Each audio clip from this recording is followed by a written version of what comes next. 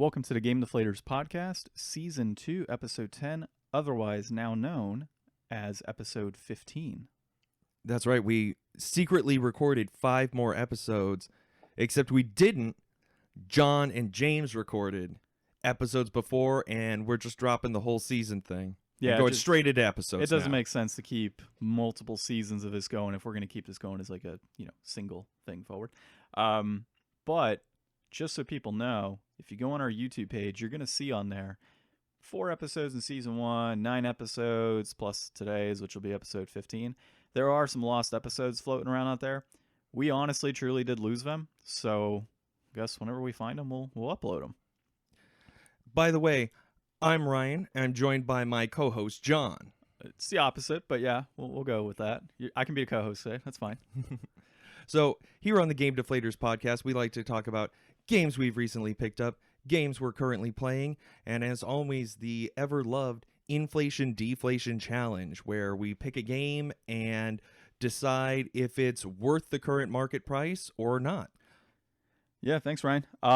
So this week, we actually, unfortunately, had a crappy game challenge given to us by James in a most recent episode, and I don't even want to say the name of this game, but we had to play Miss Sparty's, not Miss Sparty's, I'm trying to mix up my words here, Miss Spider's Tea Party on the PlayStation 1. A lot of edutainment involved in that game. Yeah, it was so bad. John's still shell-shocked by it. I truly am, and Ryan actually, while playing that game, he couldn't match colors.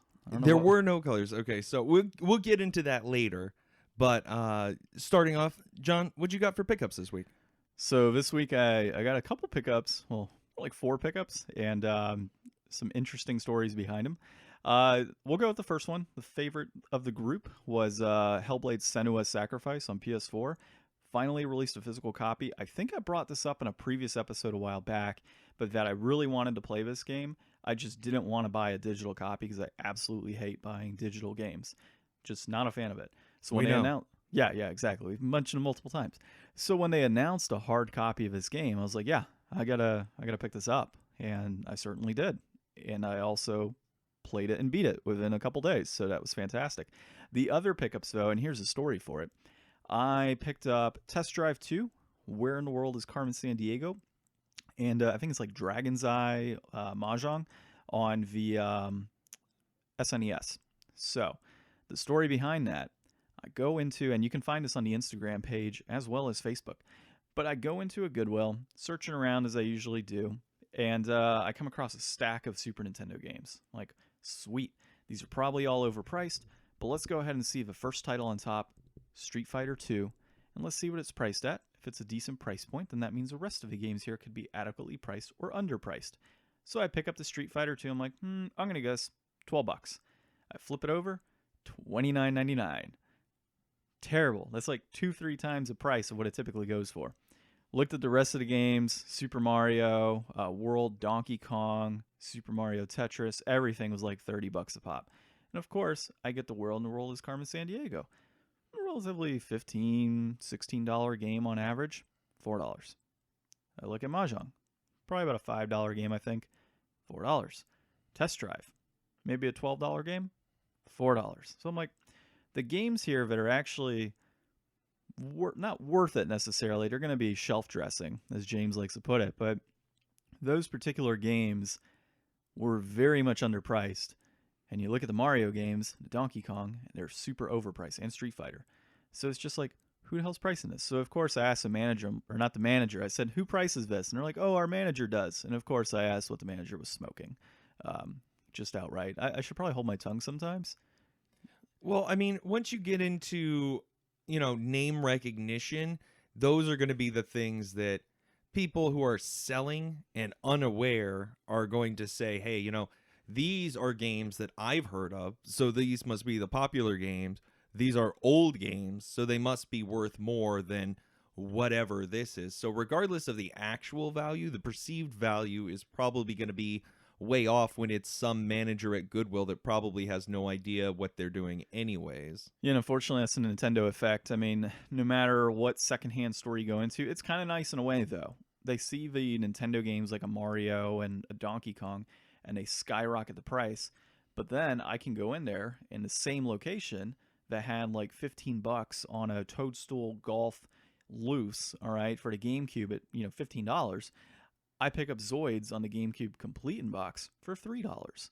So like, it kind of works its way through. There's some games that you're like, yeah, I would love to pick up that Mario game for somebody at a lower price point, but then they've got like a literally uncommon game that you're getting for $3. So, it is what it is. I got a few good games and it worked out. Did you get anything this week though? This was a rough week in gaming for me. I didn't pick up anything. I know I told everybody I was going to pick up Smash.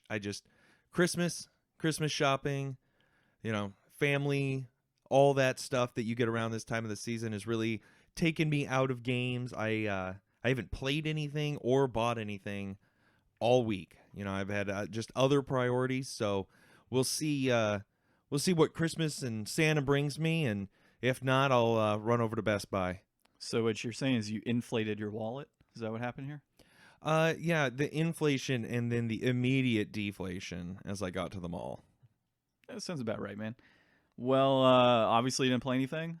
I, of course, did play something. I played Hellblade Senuas Sacrifice. So I know I've been playing Pokemon Go, and I'm not done with that game, but I've kind of hit that wall, dude, that you hit. So Pokemon Go, or Pokemon Let's Go, not Pokemon Go. But yeah, so Pokemon Let's Go, I'll get into that really quick. I got to the Seafoam Islands. I'm sitting there using Surf, which really isn't Surf because I'm just on a surfboard, but it's Sea Skim, I think is what they call it in this game. So I'm skimming around. I'm like, I could keep playing. And I look down at Senua's Sacrifice by me. I'm like, I could pop this in because it should be pretty quick and it's not another 15 hours of level grinding my Pokemon and catching. So I did that and I got hooked immediately. Like, you need to play this game, dude. Like, it is phenomenal. I will continue saying how good this game was. We have gameplay videos on the YouTube channel because I could not stop recording what I was playing. We've got Instagram posts dedicated to this game, Facebook posts. Like, I went haywire over this, dude. Game itself, you're pretty much this character looking for your love who has died, like the soul of him, and going into Viking hell, so Helheim, and you're trying to find the goddess Hela, who pretty much has his soul. And the entire time you're fighting all of these underworld beings and trying to solve puzzles to get in between these different gates throughout. There's like a psychological aspect of it.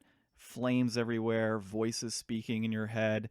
It's so amazing when you actually play this title with a headset on. So I have the PS4 Gold headset, and I had that hooked up, and dude, it was just unbelievable. The experience was phenomenal. The gameplay was perfect. This is really the definition of what an independent company's AAA title should be. Ninja Theory blew it out of a park, and unfortunately, Microsoft purchased them, which means say goodbye to all good Ninja Theory games down the road. So, I will loan it to you, man. Obviously, I just loaned it to a couple of other friends of ours, so they should get through that pretty quickly, and then it'll be your turn to play Senua's Sacrifice. Yeah, I remember seeing a lot of stuff about it in the past. I almost completely forgot about it until you picked it up and started posting stuff and talking about it all the time. It's definitely one of those games that we need more of. We need more of these, not AAA full budget $60 releases, but some nice clean B titles, $30, $40 releases that are a cut above in quality, and not in the way that like The Messenger was a really good, solid retro, throwback, but things that are more a new, modern, developed at a decent price point with some great content. I mean, this could have been what, the Order 1886 could have been. Yeah, I still like that game, dude. It wasn't terrible. I never played it, but from what I've seen and heard and watched reviews of it, it was an utter disappointment at the length and with the way that it carried itself, and being a fully priced game was a little... Yeah, so I will go with you with that. So if I purchased the Order 1886 at full price, I would have been completely pissed. But I picked it up and it was like $6 at GameStop.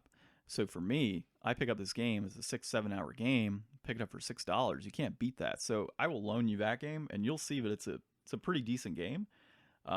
Definitely fun to play. $60? Hell no. $10? Sure. Yeah, and I mean, it kind of ties everything back into what we've been talking about a lot. It's the value of the game for what you pay for it, and at launch, it's rare that you're going to get the value that you pay for it because the price is going to go down for the most part, unless it's a Nintendo game, pretty much. But you could wait a few weeks and pick up something like Fallout 76 for almost half price because of how terrible it was, but it does have hours and hours and hours of terrible content in it. Whereas opposed to Senuas and The Order, those are tight, constructed, well thought out, and well polished experiences at a lower price. So it's like game developers, just take your time and do it the right way, and don't try to rush things out the door and patch it later. Yeah, this game truly, Senua's Sacrifice, truly felt 100% polished in my mind. There were some areas where it's like, oh yeah, you can see through a wall or something. But that's, just through the development phase. That's just something that it doesn't affect the gameplay. Just you happen to see a blip. I didn't see any crazy issues with the title itself. Very smooth flowing title. The battle system was great. It's a fantastic cinematic experience. All the lore behind it as well, and the historical aspects, the psychological components, everything was very much spot on. And it was one of those titles that, as I was playing it, I thought to myself, if this was about 6 or 7 more hours of gameplay, I think it would be too much. Because it was a lot of the same stuff, but it progressed so nicely in that 8 to 9 hour time frame that it takes to beat it. I was like, I wouldn't want any more than what I've got right now. I wouldn't want any less. It was a perfect time frame of that type of game. The price point, I would say, was spot on. If somebody were to charge me $60 for that game, I would probably be upset in paying that much. I would still enjoy and love the game, but I would feel like there's more that I should have got for my value at that point. At $30 with a discount that I had at Best Buy with the Gamers Club, it came out to about 27, I think, at the end of the day, and that was worth it for sure. And totally free of microtransactions and loot boxes and DLC and all the we want more money for what should be a whole experience instead of you get what you pay for. Yeah, the unfortunate thing is I bought it after I learned they were acquired by Microsoft, which makes me wonder how much of that money is going to go to Microsoft, and I absolutely hate Microsoft, except for my computer. They're okay in that aspect. Right. So, well, man, that being said, that was a fantastic game, and great news that it came out on the PS4 in a physical copy, but kind of want to go into our news section and see if you kind of know what the worst news that you heard in 2018 was for gaming. Like, what, in your opinion, was the absolute worst news? I know you and I have kind of chatted about it the last few hours as far as like overall things that occurred in the gaming industry that, sucked, but what was like by far the worst possible news that you heard? I think my biggest disappointment of 2018 is probably the PS1 Classic. I was hopeful for it when it was announced. I am definitely a nostalgia junkie, and I love, when I finally got a Super Nintendo Classic, I was stoked about that. I thought it was like a really fun, well put together thing. And then as the news came out and we learned more about the PS1 Classic, it just became very clear that this was a cheap cash grab and not going to be worth the time and money that it would take to, actually try and enjoy it even. Like, I'd be much better off just going on my PS4 and buying PS1 games than I would be actually spending $100 for this little nostalgia trip. And it's just a huge disappointment. I was really looking forward to it, and it just keeps letting me down to know that it's just not going to be a worthwhile investment ever. The prospect we talked about last week with a potential N64 Classic for the future, I'm still hopeful for that, But I think it just goes to show that the Nintendo is really on top of their game when it comes to making toys. Like, Nintendo's a toy company. Games are not necessarily toys, but these are toys. Like a small retro box, that's a toy, and Nintendo does it better than anybody else. Yeah, so I actually, one of my other pickups this week that I had was the Amiibo from Marth. So that was actually pretty sweet, dude. I've been waiting probably, God, since they first came out, man. So speaking of toys, honestly. And that was probably a big letdown in all of 2018 and all of 2017 was the sheer amount of Amiibos that I wanted to, I guess, collect as figures in a sense. And they were just unavailable because of either Nintendo not having them out in the market or just people scalping them like crazy. Like, I still want to get a Solaire and still can't find him anywhere. And he's like $30. So we'll see. As far as I'm concerned, dude, I expressed this in season 1. And my biggest disappointment of 2018 was actually Agony. That was released, I guess, on all platforms, PS4, Xbox, and on the PC. And that game was promoted as like this adult-only, heavy blood, gore, horror, nudity, like everything you could ask for in an adult-based game. All of which was tied into escaping from hell in like the survival horror type of adventure where you don't have any items. You're just kind of going, those games where you just kind of have like a flashlight and you're going through. It was promoted in something to that type of capacity. And the worst news I can get, I was seriously like ready to buy that game and I had the money set aside. I'm like, all right, the second this game hits release, I'm going to buy it. Of course, me being me, went ahead and read some reviews, and it ultimately ended up being one of the worst games of 2018. Extremely buggy, extremely difficult. The voice acting didn't match the lips. They say it looks like a PS2 game overall with graphics, so a next-gen game with PS2-style graphics, like, that's just not worth it. And on top of that, I think it was initially slated to be like $30 when it was released. Came out at $40. And so, even now, trying to pick this game up used is still in the $30 range, which is unbelievable considering how bad it is or how bad it's supposed to be. And then you've got games floating around like Fallout 76 dropping half the price. Where's my $10 Agony? Like, if I can pick it up for $10, I might be able to deal with some bugs. And if it sucks and I can't play it, well, then it was $10. It wasn't $40.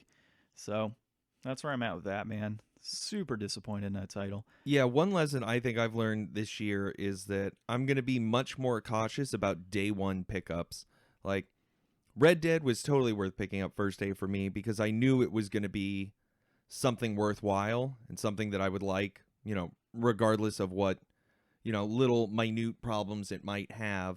I mean, it was a huge game, so, for there to be bugs and stuff, they wouldn't be very common and they wouldn't be super problematic, but I knew that it would be worthwhile. Whereas I don't think I'm ever going to pick up another Bethesda game on day one.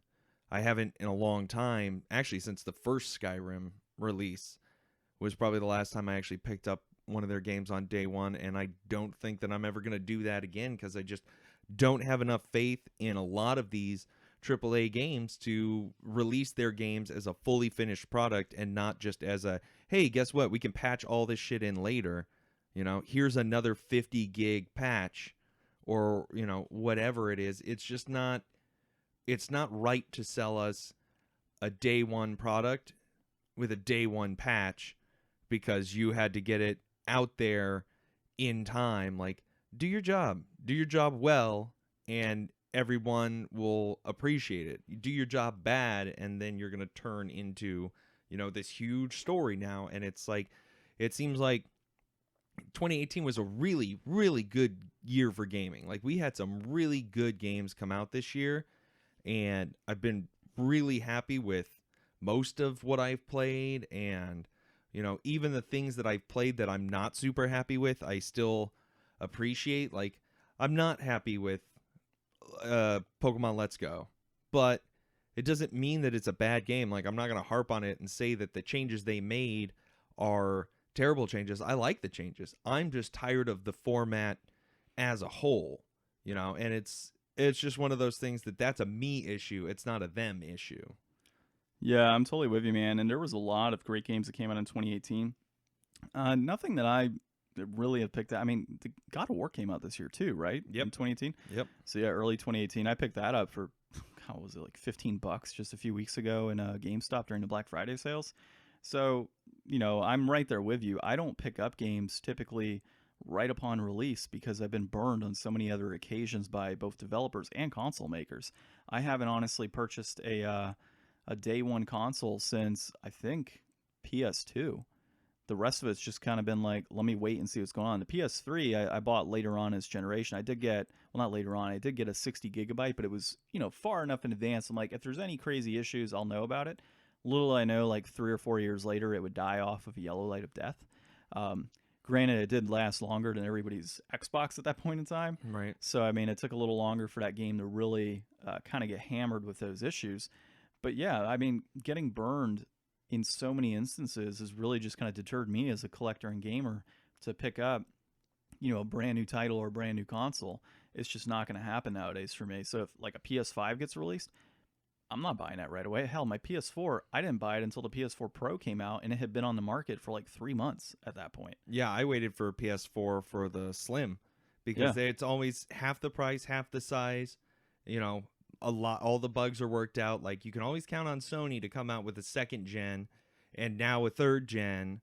And Nintendo's going to launch a new Switch next year, supposedly. I'm really glad I got my Switch when I did, but, I'll probably pick up the second one if it's better than the first one, depending on if it fits in my badass case or not. But, another thing that I kind of wanted to bring up in recent news. So my wife loves Kingdom Hearts. I told her she could get whatever version she wants, and she wanted to get the special edition bundled with the PS4 Pro with all the, design controller and the designs on the console itself. And I was like, it wouldn't be so bad to have a PS4 Pro, because then I could probably jump into PSVR a lot better than on the Slim. So she found out that it had launched. She'd been checking it all the time, and she must have just missed a couple days, because when it came out at 6 in the morning, and it sold out in like less than 14 minutes. Pre-order, right? For pre-order, because it was only 1,000 released for North America, according to the guy at GameStop that she talked to. Yeah, only 1,000, and that's bullshit.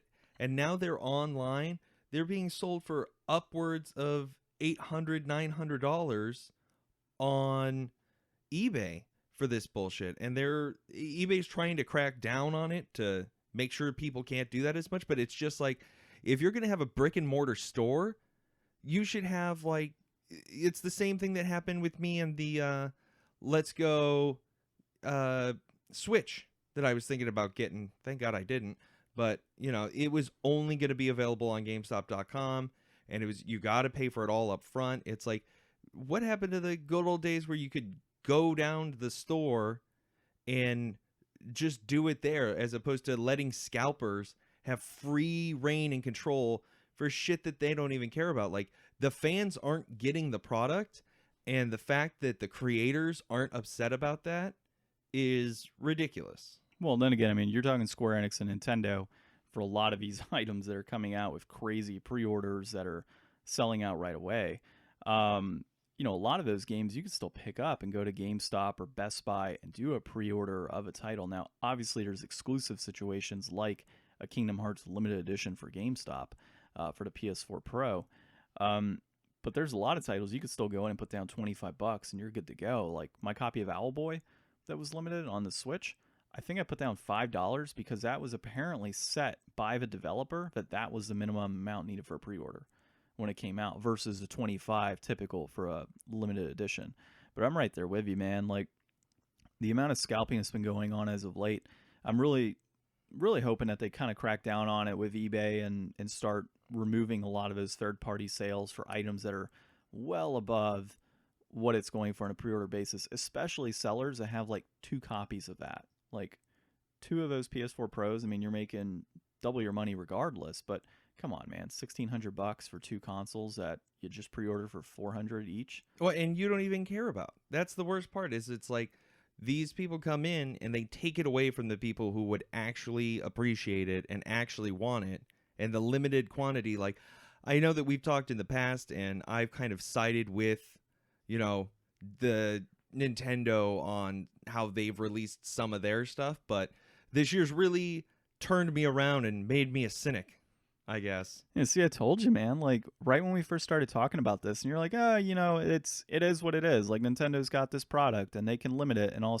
And I tried to hammer it out to you, man. Like, they do this crap on purpose. They put out, a tenth of what they can technically produce for a title to create a false demand, keep their product alive, at the highest possible price point, and people still eat it up, which sucks. Like, I typically do not buy Nintendo games at the highest price point. I rarely even pre-order anything anymore. Like, I buy all my stuff used whenever I can because I just don't support like the limited market. It's just BS. And I know we're all making fun of like the PlayStation Classic and how many we see on the shelves and stuff, but good on Sony to release a console and have enough in stock that there's not a crazy demand. Like, you can go right now to your store and pick up a PlayStation Classic. Can you go pick up an SNES Classic? Your odds are a hell of a lot slimmer than the PlayStation sitting on that shelf for the same exact type of concept. Now, the Nintendo consoles are cheaper, and it has a Nintendo brand on it, but the PlayStation Classic has some decent games. It's just $100. I'd say $20 too much, most likely. So that's where I am on it too, man. Let's get out of some bad news here. Let's get into some good news, at least for me. A recent teaser of some artwork was thrown out for Final Fantasy X-3. So, have you played that game yet in full? Final Fantasy X-3? No, John, it's No, not. no. Final Fantasy X, the series. No, I haven't. I love Final Fantasy X. I spent a ton of time on it as a kid, but I could never get past Lady Unalesca, and then my memory card got eaten by my dog, and I just never kind of went back to it. I am definitely going to pick it up, though. I'm going to pick up a bunch of the Final Fantasies when they launch on Switch next year. I don't know if I'll actually go through 10-2, but I might pick that up if it's. I think they'll probably be bundled together like they were on their HD release for PS4.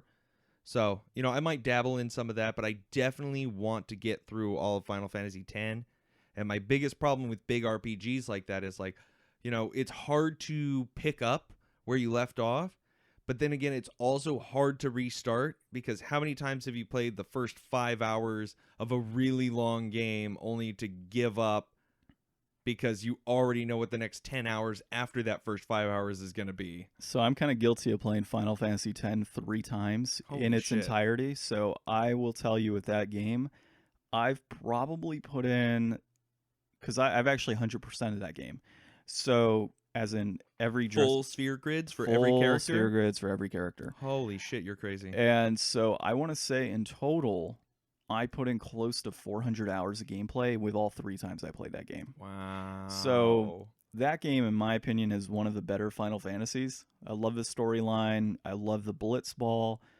Finding the special weapons and everything and all the items was just really cool. The ultimate weapons were awesome. Picking up all the Aeons or summons. Everything in that game was great, and I absolutely loved it. And I beat it all on PS2 that many times, so I haven't even touched it in an HD version. And then Final Fantasy X-2 came out, and it was kind of like, I like this because it's, a continuation of the story, and you get to see what the female characters are doing. And we were 15, and they were hot.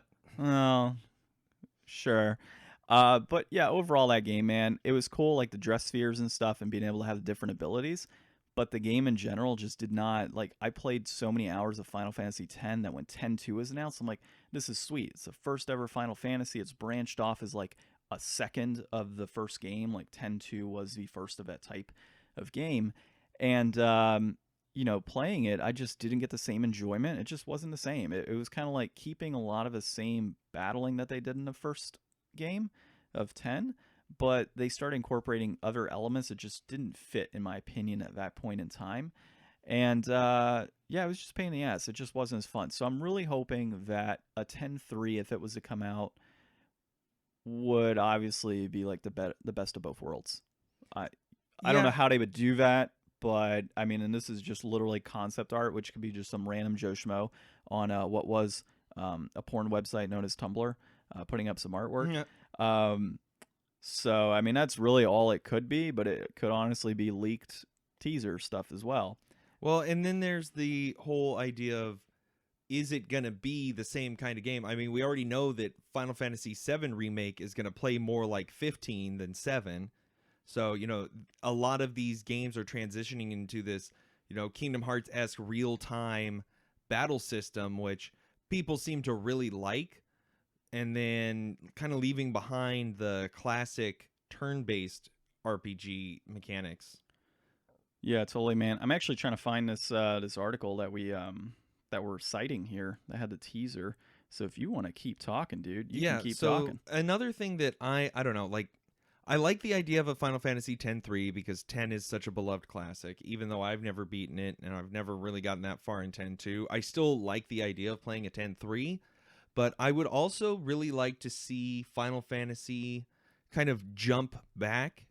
I know that Final Fantasy XIV is more of a classic high fantasy type of Final Fantasy, whereas for a long time the mainline console Final Fantasies have really been steering into this more steampunk, more technology, more futurism combined with fantasy elements. I mean, 15 was super, they had all kinds of floating airships and all kinds of stuff, and whether any of that was powered by magic or powered by electricity, it doesn't really matter. It's still that same kind of element.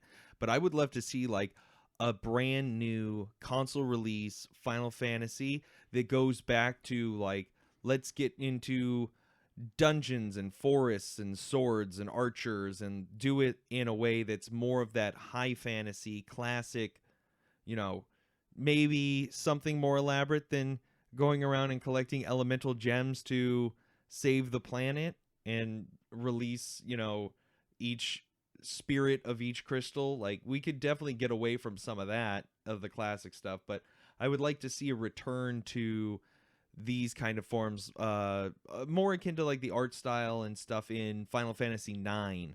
I really enjoy 9, and I think that kind of thing could have a really strong revival if it was given, the proper time to become a really cohesive story without having all of these crazy elements that it has to lean on. Yeah, man. And hey, I just found that article.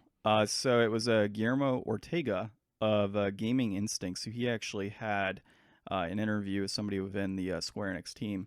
And so basically he said, don't you want to make Final Fantasy X-3? Saying, well, most of you guys have been very busy with other titles. And they go into and say, yeah, there's been some requests to make later years of Tidus and Yuna into costumes. And when he asked him, first make Final Fantasy X-3, he said, right. So it's not to say, yes, there's something definitive, it's been confirmed, there's, artwork going around of Final Fantasy X-3, but what it is saying is that there has been discussions at some point in time to at least make costumes, which could, down the road, lead into a Final Fantasy X-3. And, we've seen that with a lot of games in the past. Nothing offhand that I can think of, but you honestly could have games that they start as a rumor, and those rumors build up into, hey, this actually could be a good idea, and then it's eventually developed into something. I mean, I'm sure there's a lot of titles out there that have started at that point. Just a rumor, just a thought, and then it's built up from that point on. Half-Life 3 confirmed? Sure, we'll confirm it. You heard it here first on the Game Deflators. Half-Life 3 is going to happen.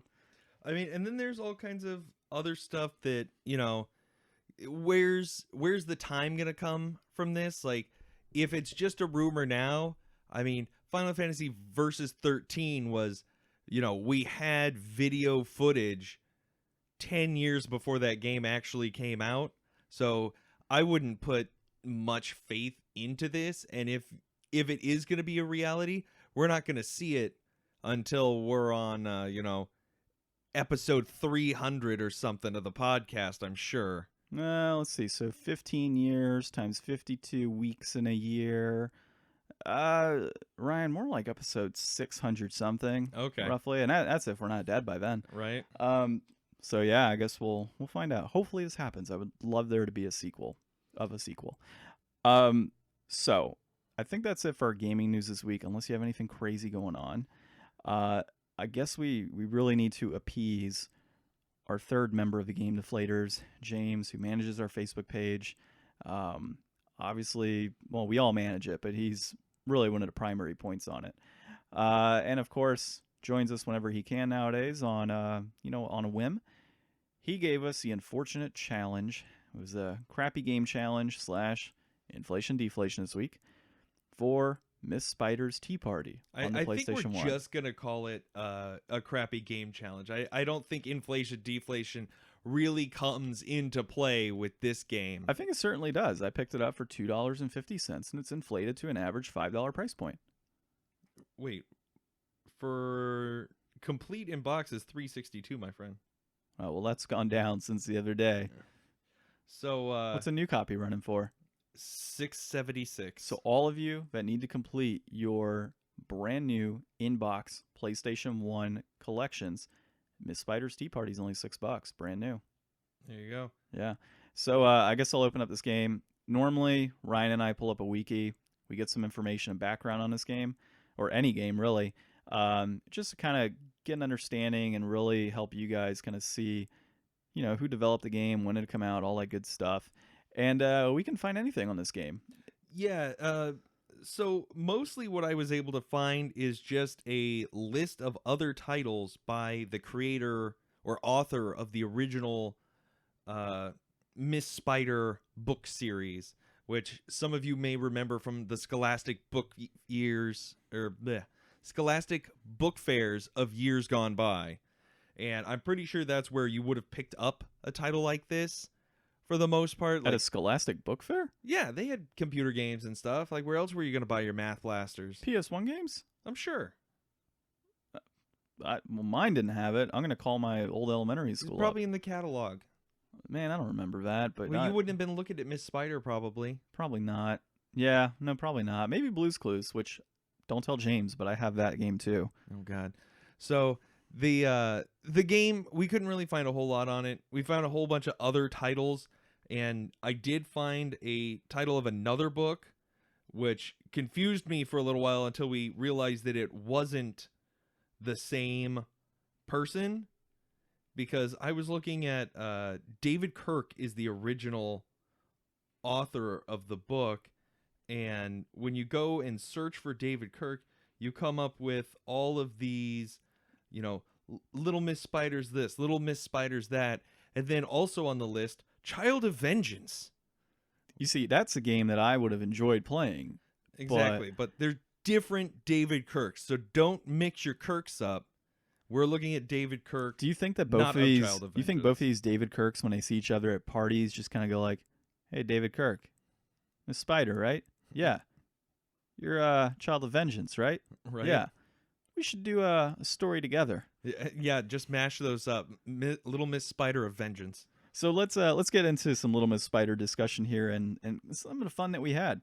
So the one thing that Ryan and I noticed immediately was the overall concept of this game is Miss Spider is going to all her bug and grandfather spider friends to invite them to a tea party. And she goes to them and decides to try and invite, and you have to go through these edutainment games, and you visit the person. You're like, hey, she's like, do you want to come to my tea party later tonight?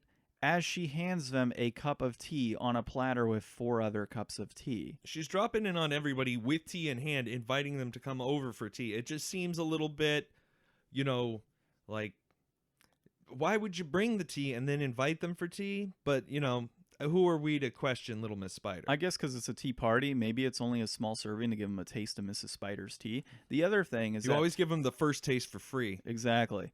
But here's a real question I have. Why are bugs hanging out with a spider? Is she secretly trying to drug them and bring them to her spider household where she will just eat them? I mean, if I was a beetle and I was looking at Miss Spider handing me tea, I'd be like, what's in that drink, Miss Spider? I don't trust you. But apparently because it's Miss Spider and she has a British voice, it's all good to go. Well, David Kirk writes his spiders the way he wants. You write your spiders the way you want, I guess.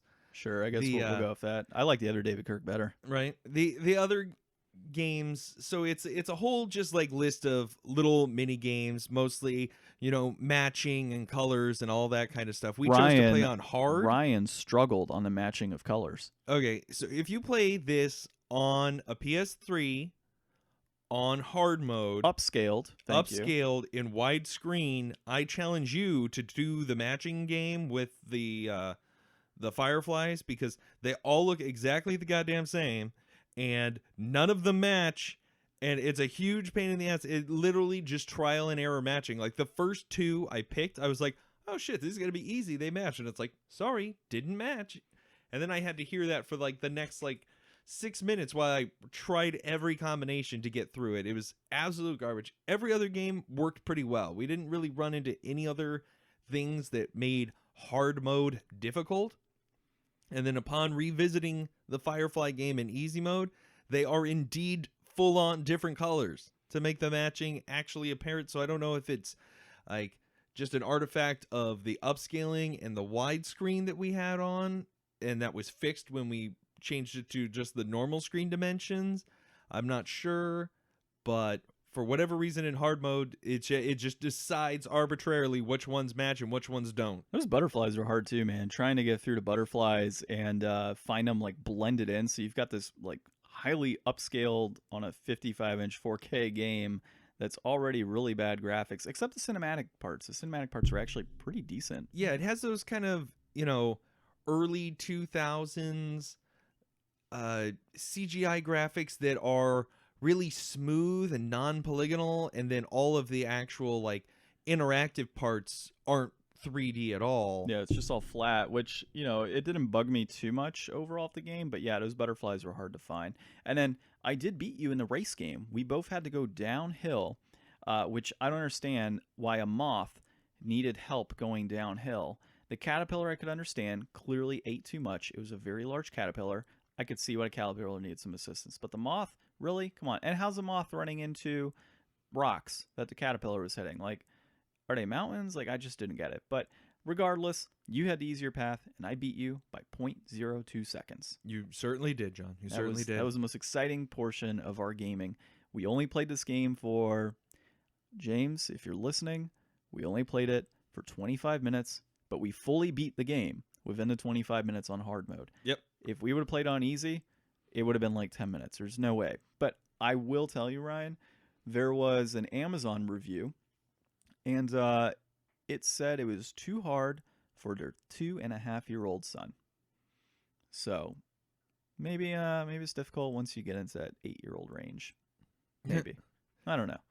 There are a few good moments of color. That's about it. Yeah, I mean, for a game like this, you're actually, you're not looking at the gameplay of it. I mean, there was a real easy Frogger clone, and then there was the race down the hill. You struggled at first on that, Ryan. Don't lie. The controls are weird. You fell into the water 5 times. I counted. Well, yeah, I know, because I wasn't like... It's Frogger, Ryan, but with beetles trying to jump onto giant sperm cells in the river. Yeah, there was that. But no, it was just like the actual gameplay of this is not important. What should be important is the edutainment value of it. And for the most part, there was only really 1 or 2 games that had any real actual edu to go with the very, very mild tainment. I would say the matching games with the flowers that you played would have been okay with the matching for a kid, because they had some colors, some differentiation, the petals and such, with the bees, obviously. And then I think the first one that I did, that was probably the most. It had colors and numbers and actual names. Bugs. Yeah, so it was like 2 yellow jackets, and you had to find the 2 yellow jackets, and then obviously like 3. Like, once we hit that particular game, which happened to be the first game, and Ryan called it click on the strange pickle man that we need to invite, but it turned out to be Miss Spider's grandfather. Mm-hmm. And I don't know why he's green, because she's yellow. It's kind of weird. But when we got to that game and it said match 2 yellow jackets and I saw 3 options, I kind of looked over at Ryan. I'm like, we're doing this? Like, yeah, apparently we are. Reality set in quick on Reality set in very quickly at that point as to what we were about to embark on. And I blame James. I also blame James. He is not allowed to record again. Actually, he is not allowed to do another challenge of his nature again. In fact, I will challenge him to a game next time he's on. We'll have to look at his VG Collect. Yeah, we'll see We'll see if he can master time and space to get here. We'll see if he can master some shitty game that he owns, too. Yeah, exactly. And Actually, he's got 30 minutes to complete it, just like we completed Miss Spider. I'm going to write that down, man. He's going to enjoy hearing that part. So we'll say at 44 minutes and 28 seconds on the actual recording, I will have to inform James that he has to tune in at that exact point in time so he can see where we talk shit about his game. Exactly. Yeah, I hate him for that. So, and then as far as inflation, deflation, I'm going to say that for $3.25, you should do yourself a favor and go get a Happy Meal, because you will learn more from that Happy Meal and get more value and entertainment than you will out of Little Miss Spider's Tea Party. I'm going to go ahead and agree with you. It is heavily inflated at that point. If you find this for $1, throw the game away and use that jewel case if it's in good condition for a better game. You bring up a very valid point. The plastic alone may be worth more than the game. Or you paid $1 and you just destroy it all. That just, you know what it does is it makes my copy rare. So any Miss Spider games you find, destroy them. Pick them up for $1. Everybody purchase all the Little Miss Spiders and destroy them. I want the only copy of Miss Spider on the PS1. Please make this happen. There we go. All right, man. Well, I've got nothing else for this week. Next week, we'll obviously be doing episode 16 formally. And it'll be a very special episode. We won't be doing just a regular inflation deflation challenge. What we're going to do is the inflation deflation game of the year, where we're going to talk about and think about and look around and see what we think released in 2018 is the best bang for your buck game. You know, there's a lot of good contenders. A lot of big games came out this year, and we'll see, you know, how much you can spend for how much fun you can have. And then we'll probably look at, you know, the most inflated as well and see what's the worst thing that you can buy for your money. Spoiler alert, it might be Fallout 76. But Fallout 76 has a lot of content. That's the thing. It's like, how much content are you getting for that? What is that at? $30 now?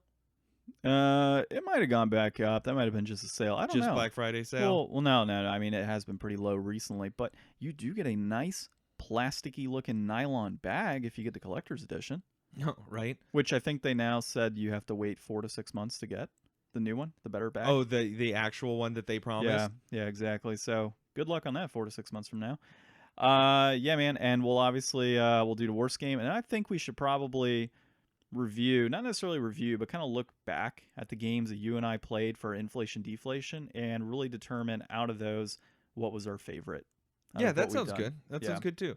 So we'll start, you know, putting together. It's been a really great, you know, few months getting started with this and stuff. So we'll close out the year strong, and then after next week we'll be back, you know, for 2019, and we'll see what we have to look forward to in the new year. So hang in for next week, and we'll see you guys then. All right. Well, as always, my name is John. And I'm Ryan. And we are the Game Deflators. Oh, come on now. Come on. All right, well, let's redo it. All right. My name is John. And I'm Ryan. And we are 1, 2, 3, the Game Deflators.